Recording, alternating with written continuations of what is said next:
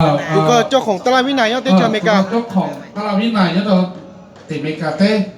มาที่จอกุตี้นะมาเพื่อประชุมพนอนะติผู้ให้เตียเต้หรอกหรือยอใบเปลือยไม่นอนะติจอนอยากจะบอกตูตื่นที่มันอ้อนะติอ้อทุนเราถึงเยี่ยมเราลอยยัวเที่ยวได้เจออย่างเสียวิธีเราเมื่อเราบอกเยอะๆเราไปเสนอเนาะต่อหอไปของพนอเป็นว่าช่องว่าจะมั่วเนี่ยเลยที่เที่ยวจอกุตี้ปีนเขาเตอปีเจ้าเก๋เกิดเจ้าเก่งใจมูจอนเรามาไปประชุมตอนได้เราไปถึงเรียบร้องก่อนหรือป้าไปเที่ยวไปยกก่อนหรือป้าไปหนุนตรงว่าไปเก็บประชุมตอนได้ไปมาธนาคารมันส่งของเต้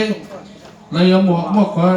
เก็บกล่องเตะกล่องสลาเที่ยวกล่องว่าเสด็จไปตอนนั้นที่สี่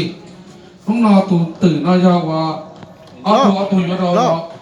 ก็จะให้ดูตุ่มนอนดูที่ตุ่มนอนได้ใจหัวมาซาโดนหรือไม่ตัวนอยาวว่าอีตัวอยู่เอานักตัวที่อเมริกาพอตัวนอยเสียวิทยาเนี่ยเราเปว่าไม่ต้องสอนการส่งออกเพราะว่าไม่โคตรต้องเสียเขาจะเจอพอตัวนอยตัวแล้วตลาดว่าวินัยก็ว่าตีอเมริกาจะนำไปจอบว่าเป็นสปอนเซอร์ป้าเป็นผู้ส่งนำต่อเต้เป็นผู้ส่งวันละเชียร์จะนอยจอบว่ายกกล่องเต้ที่ยกกล่องเชียร์ต่อไปเที่ยวไปจะมีตุ้มเหนียวเกิดจะต่อเต้ตรงนี้แต่ฉันเอาคนจอมีหน่วยมันจะได้เชิญเราอย่างนี้มันจะได้จอหนุนหลังเที่ยพอได้จอมีหน่วยอย่างที่เดียวมกเก๋ว่ามันเกิดเจอเจมันจะได้เชิญหรือขอมันจะมีการเต้พวกออสเตรเลียพวกตัวสวนเต้เขาจะเจอจุดว่างดทนเราเพื่อส่งเดินตัวไปสนับสนุนจอเราทราบจนได้จอมีมันเกิดได้ขอน้อยขอว่าเลยเราป้าจะคือไทยเราจากโรงงานเราจะไปเสนอเนาะซาเนี่ยหรือส่งไปมาส่งอีกตัวจ้องหรือ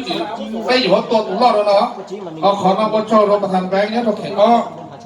ลูกงานนั่นเชียร์ลูกงานเนี่ยประธานแบงค์อ่ะประธานแบงค์เนี่ยตูจ้อยเนี่ยเราเขียนดีรถจุดขึ้นต่อเนื่อง